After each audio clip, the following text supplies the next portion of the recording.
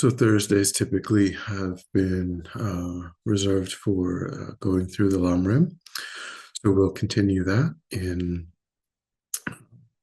So it's my understanding that just last week the topic of karma was finished, and so now actually the whole small scope has been finished, and we'll be moving into the middle scope. So that will be the goal to sort of introduce that topic today. So let's begin by settling the body, establishing a comfortable, stable, upright position that is serviceable for meditation. So we think about keeping our feet flat and our back straight, torso open. Hands in the lap, right over left, with the palms upturned and the thumbs gently touching. Our eyes are gently closed or slightly open, making sure we let in enough light to remain alert. Try to maintain an awareness of not slouching, not leaning. We also let go of any unnecessary tension or rigidity in the body, relaxing into a stable, comfortable, upright position, just allowing the body to fall into place.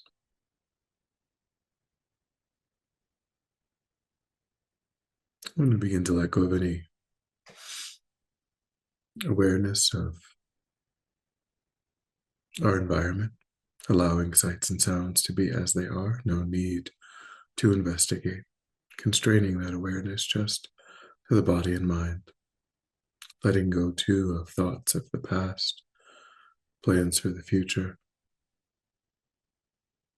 concentrating our awareness in the present by attending closely to the physical sensation that accompanies the in-breath and the out-breath in the space around the opening of the nostrils. Breathing naturally, normally, attending to whatever physical sensations accompany the in-breath and the out-breath. Giving ourselves the instruction to quickly notice anything other than that one physical sensation is arising in the mind, and without judgment or frustration, to then lift our awareness up from those distractions and to place it gently but firmly again and again on the breath.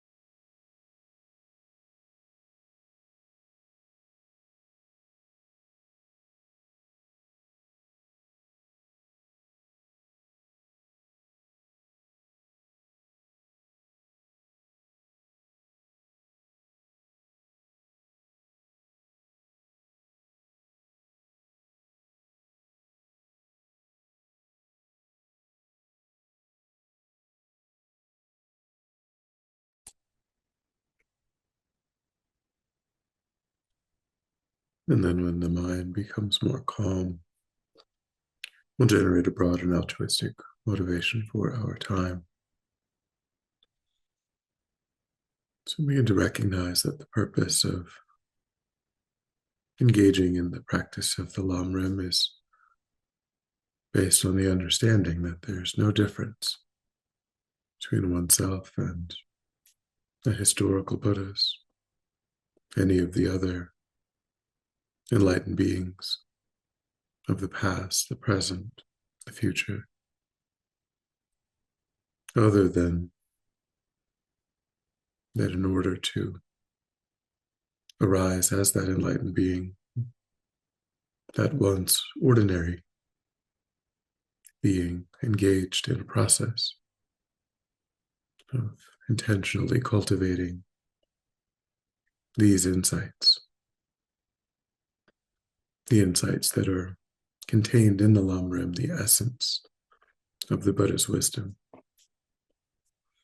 the highest, most sublime formulation of the Buddha's intent for sentient beings. So we see the three stages as a continuous path of practice. Mastering the small scope, the middle scope, and the great scope leads to the cultivation of the mind of a Buddha. And the purpose of wanting to engage in that process is on the basis of understanding that there is suffering, and that suffering has a cause, and that cause isn't baked into reality itself. It's removable. The cause can be overcome for ourselves, but also for others. And we're motivated to remove that suffering as there is this reliable, repeatable path that leads to that removal. And that following that path, establishing that removal, is the state of a fully enlightened Buddha.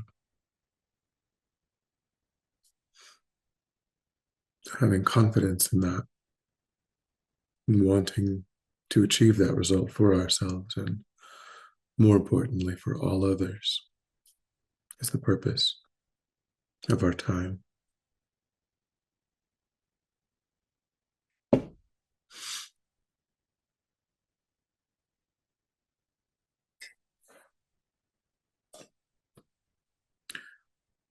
So as we now move into the middle scope of the Lamrim, or the small scope, we developed the tools to give rise to good future rebirths if we employ those tools. And on the middle scope, we recognize that good future rebirths are limited in their usefulness. They have utility to give us the resources, the time, the space, the ability to practice the path beyond this life. But they're not a good in and of themselves. We shouldn't grasp or cling at them as if simply accomplishing good future rebirths is a good in and of itself. So we try to bring an understanding of what it means to cycle, what it means to take rebirth, even good rebirth. So we bring to mind first the form aggregate, this body.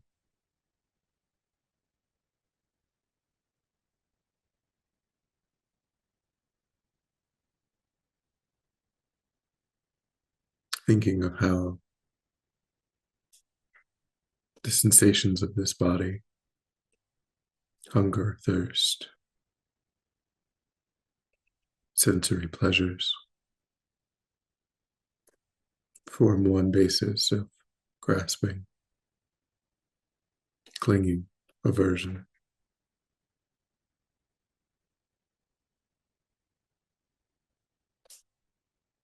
These are supported by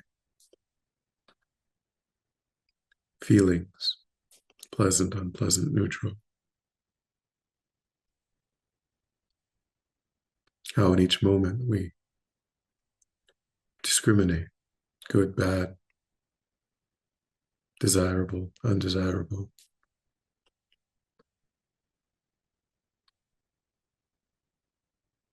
And these give rise to intentions, habits, impulses,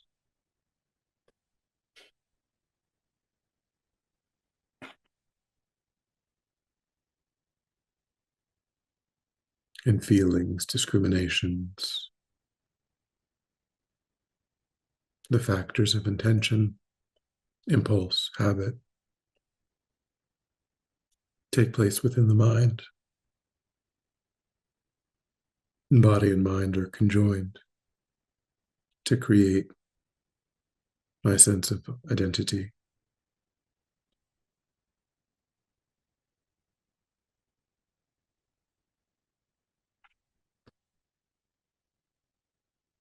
And these aggregates of body and mind, the I, are not fully under our control.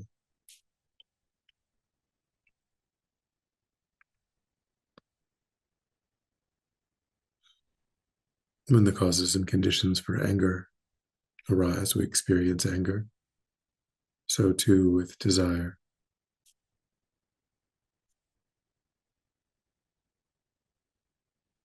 Each moment of this body-mind complex is clouded by ignorance, which propels actions driven by confusion.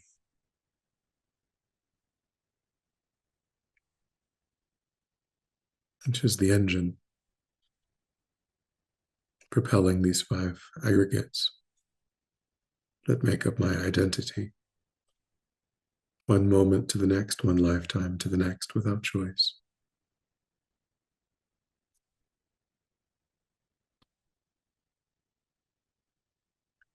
So think of your samsara. Your samsara is not where you live, your name, your relationships. It's your body-mind complex. It's not fully under your control.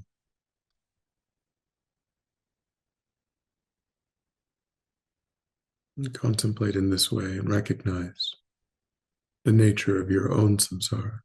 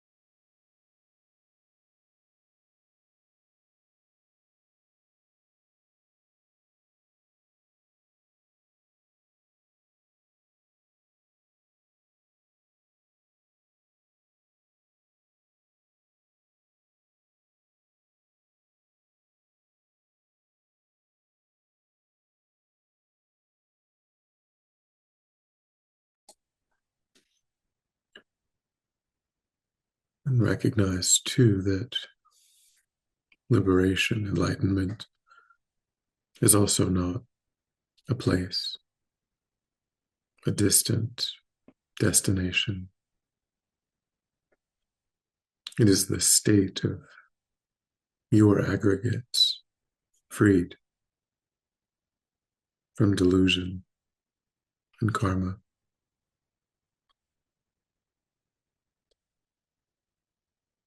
Imagine a body, feelings, perceptions, no longer driven by ignorance,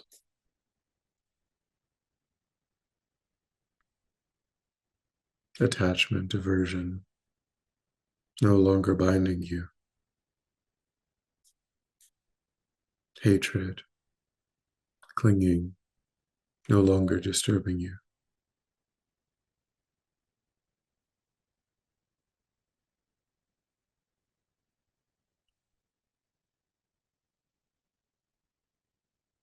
Think of your liberation in the same way you could think of your samsara.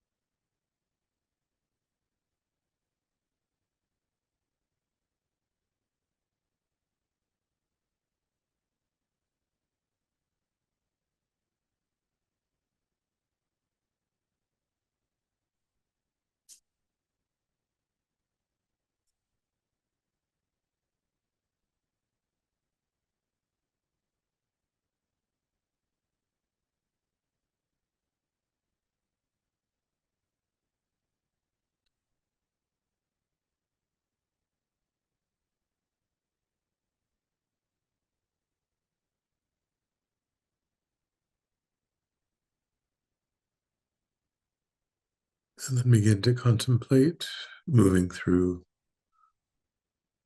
the path that the Buddha laid out of achieving this liberation, the path of the Four Noble Truths. And the first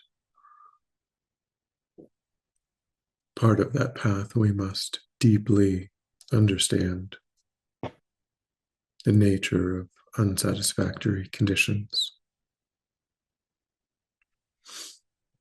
It is cyclic existence.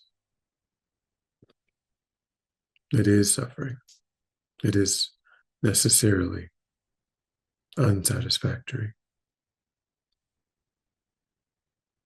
Not just when things go wrong, but having a body and mind that is not free.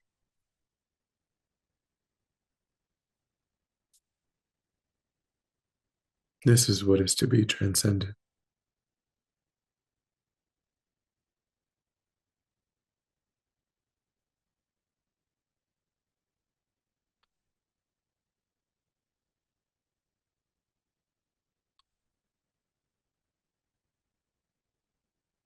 And the second noble truth is the origin, the source, delusion, and the karma created under it.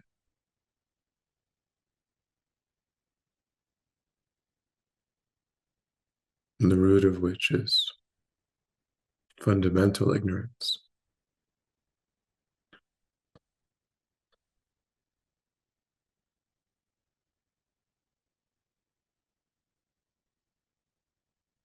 So this is what must be uprooted.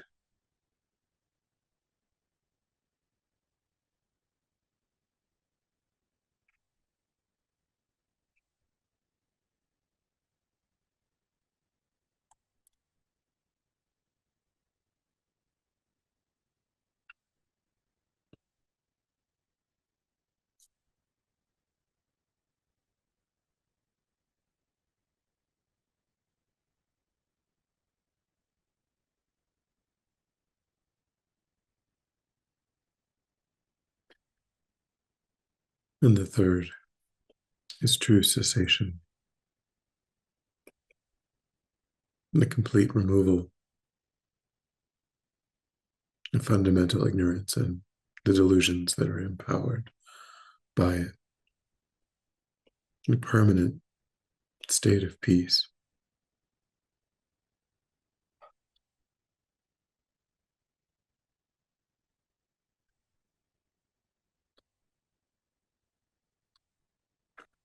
This is the achievable destination.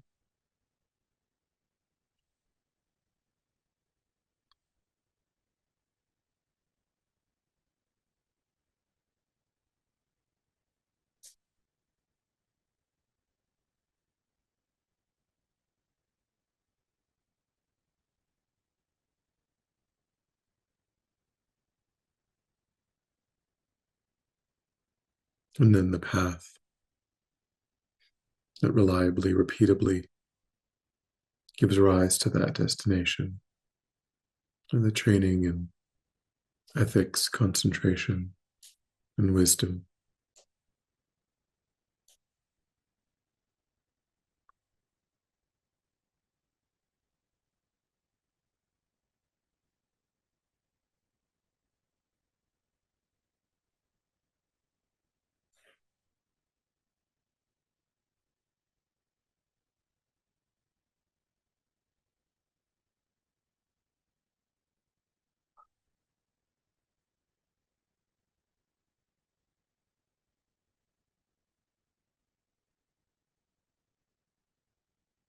So, on the basis of clearly seeing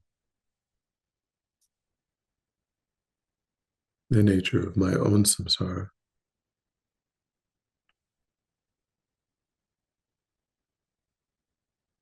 on the basis of clearly seeing the nature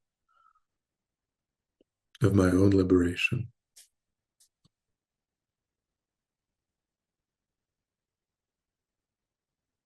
try to genuinely give rise to an aspiration, a strong determination to practice the path that leads to that freedom.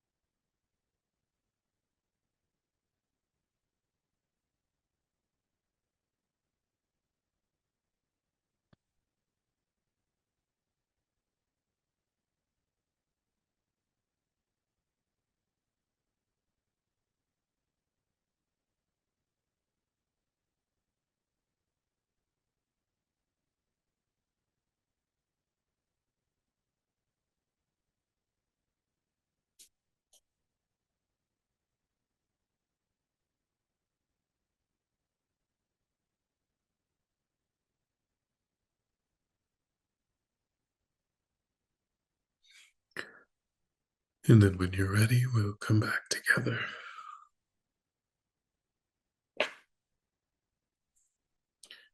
And we'll dedicate.